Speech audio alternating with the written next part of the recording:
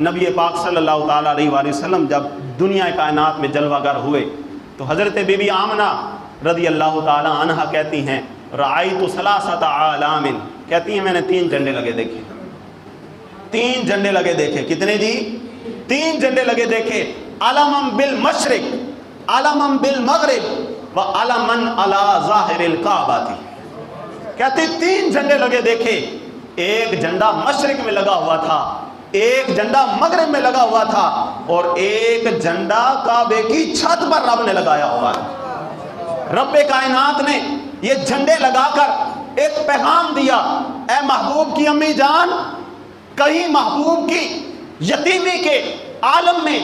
آمد پر غمناک نہ ہو جانا، پریشان نہ ہو جانا۔ یہ آپ سبھی جانتے ہیں کہ حضور کی آمد سے پہلے ہی آپ کے والد محترم تشریف لے جا چکے تھے، تو پیغام یہ دیا کہ اے محبوب کی امی جان، کہیں محبوب کی یتیمی میں آمد پر پریشان نہ ہو جانا،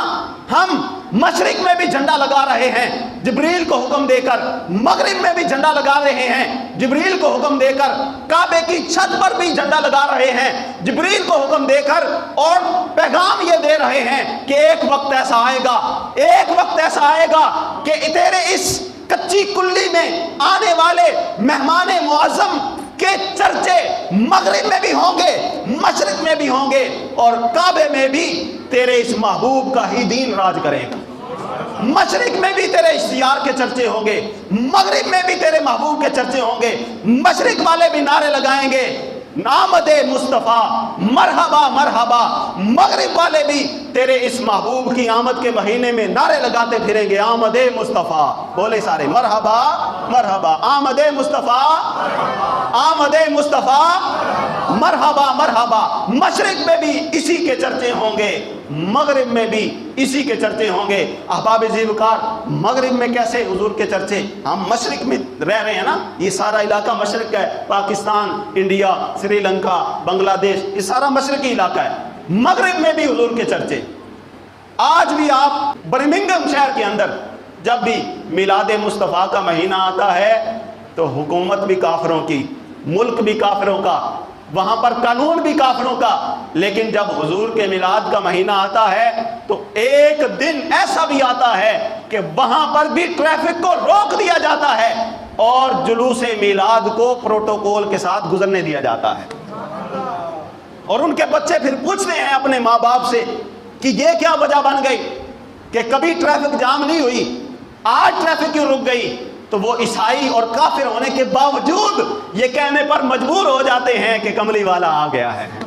احباب زیوکار، مغرب میں بھی حضور کے چرچے، مشرق میں بھی حضور کے چرچے، مغرب میں حضور کے چرچے۔ 1969 کے اندر ایک کتاب چھپی نیو یارک سے، اس کا نام ہے دی 100، لکھنے والا ہے عیسائی مائیکل ایچ ہارٹ۔ اس نے پوری انسانیت میں سے جو نامور شخصیات تھی ان کو پڑھا، اور پڑھنے کے بعد اس نے ان کا انتخاب کیا۔ 100 شخصیات اس نے چنی، پوری انسانیت میں سے نامور اور پائے کی شخصیات کا اس نے انتخاب کیا۔ اب اس نے چاہا کہ میں اس کتاب کو چھپواؤں، شائع کرواؤں۔ اب پھر وہ پریشان ہو گیا کہ میں اس کتاب کا آغاز کس کے ساتھ کروں، اس کتاب کا آغاز کس شخصیت کے ساتھ کروں؟ میرے سامنے تو 100 شخصیات ہیں، کس کے ساتھ میں آغاز کروں؟ تو اب سنیے، اس نے دوبارہ پھر ان 100 شخصیات کو پڑھا۔ پہلے پوری انسانیت میں سے جو نامور شخصیات تھی ان میں سے 100 کو چنا۔ اب 100 میں سے اب اس نے ایک ایسی منفرد چننی تھی جو سب سے اعلیٰ ہونی تھی۔ ان 100 میں سے اس نے جب چننے کے لیے دوبارہ سب کا مطالعہ کیا، اب یہ بات ذہن میں رکھیے، وہ ہے عیسائی، ہے عیسائی، لیکن نتیجہ یہ نکالتا ہے کہ سب سے پہلے ٹاپ آف دا لسٹ جس شخصیت کو رکھتا ہے وہ کوئی اور نہیں، وہ میرا اور تیرا نبی امام الانبیاء صلی اللہ علیہ وسلم،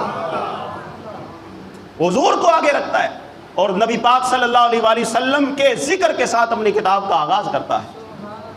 اور اس نے اس کے پہلے صفحے میں یہ جملہ لکھا، اس کا مفہوم یہ بنتا ہے، اس نے کہا او لوگو، تم مسلمانوں، تم اگر اپنے نبی کی تعریف بیان کرو تو تم کہہ سکتے ہو کہ ہم نے کلمہ پڑھا ہے، اور جس کا کلمہ پڑھا جاتا ہے تو پھر اس کے ساتھ بڑھ چڑھ کر محبت ہی کی جاتی ہے۔ اس کے اندر اور کچھ نہ بھی دیکھا جائے، عشق کی دنیا یہ کہتی ہے کہ اس کو ٹاپ آف دا لسٹ رکھا جائے۔ تم نے کلمہ پڑھا،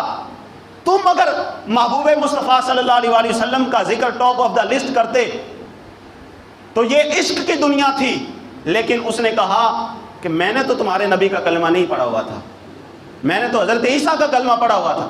لیکن میں نے یہ جو سارا انالیسس کیا ہے، یہ سارا میں نے کمپیریزن کیا ہے، اور اس کے بعد میں نے جو نتیجہ نکالا ہے یہ میں نے عقل کی بنیاد پر نکالا ہے، میں نے عقل کے ترازو پر رکھ کر یہ سارا نتیجہ نکالا ہے، اور اس نتیجے پر پہنچا ہوں کہ عشق کی دنیا کا امام بھی محمد عربی ہے اور عقل کی دنیا کا امام بھی محمد عربی ہے۔ مغرب میں بھی حضور کے چرچے، مشرق میں بھی حضور کے چرچے۔ ہندوستان میں ایک مشاعرہ ہوا، اس کے اندر جس نے مشاعرہ کروایا تھا اس نے یہ بات طے کی تھی، کہا کہ ہر کوئی اپنا اپنا کلام پیش کرے گا اور اس میں اپنی اپنی خواہش کا اظہار کرے گا، اور جس کی تمنا اور آرزو اور خواہش سب سے اچھی ہوگی اس کو انعام سے نوازا جائے گا۔ اب سبھی نے اپنی اپنی خواہش کا اظہار کیا، ہزاروں خواہشیں ایسی کہ ہر خواہش پہ دم نکلے، بہت نکلے میرے ارماں لیکن پھر بھی کم نکلے مرزا غالب۔ تو ہر ایک نے اپنے اپنے انداز میں اپنی اپنی آرزو اور اپنی خواہش کا اظہار کیا۔ اس مشاعرے کے اندر ایک ہندو شاعر بھی تھا جس کا نام تھا کالکا پرشاد۔ کالکا پرشاد ہندو کی باری آئی تو جب اس سے پوچھا گیا کہ تو بتا تیری خواہش کیا ہے، تو اب وہ کہتا ہے کہ گر شمس و قمر کوئی ہاتھوں پہ اٹھا لے۔ شمس سورج کو کہتے ہیں، قمر چاند کو کہتے ہیں۔ گر شمس و قمر کوئی ہاتھوں پہ اٹھا لے اور افلاک کے تاروں کو اشاروں سے بلا لے اور دولت دارین کو اپنے دامن میں چھپا لے، اور پھر کالکا پرشاد سے پوچھے کہ تو کیا لے؟ وہ کہتا ہے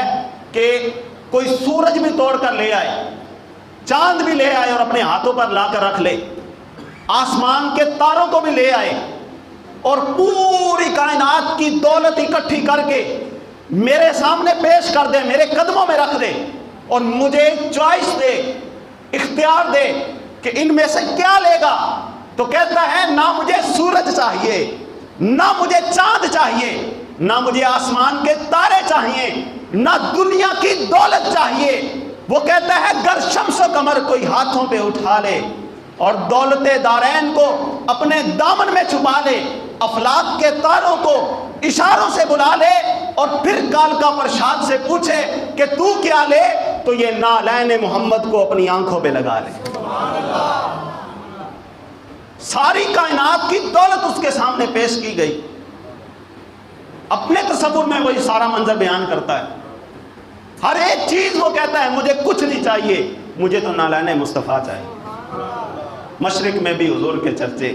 مغرب میں بھی حضور کے چرچے، اور کعبے میں جھنڈا، کعبے کی چھت پر رب کائنات نے جھنڈا لگا کر حضرت بی بی آمنہ کو پیغام یہ دیا کہ پریشان نہ ہو جانا، غمگین نہ ہو جانا، کہ آج اگرچہ کعبے میں 360 کے قریب بت ہیں، لیکن ایک وقت ایسا آئے گا کہ میرا یار اس کعبے کو 360 بتوں سے بھی پاک کر دیں گے۔ تو احباب زیوکار، جب بھی حضور کے میلاد کا مہینہ آئے ہمیں بھی کوشش کرنی چاہیے کہ نبی پاک صلی اللہ علیہ وآلہ وسلم کی آمد کی خوشی میں اپنے اپنے گھروں کو سجائیں، گھروں میں جھنڈا لگائیں، تاکہ پتہ چلے کہ کوئی عام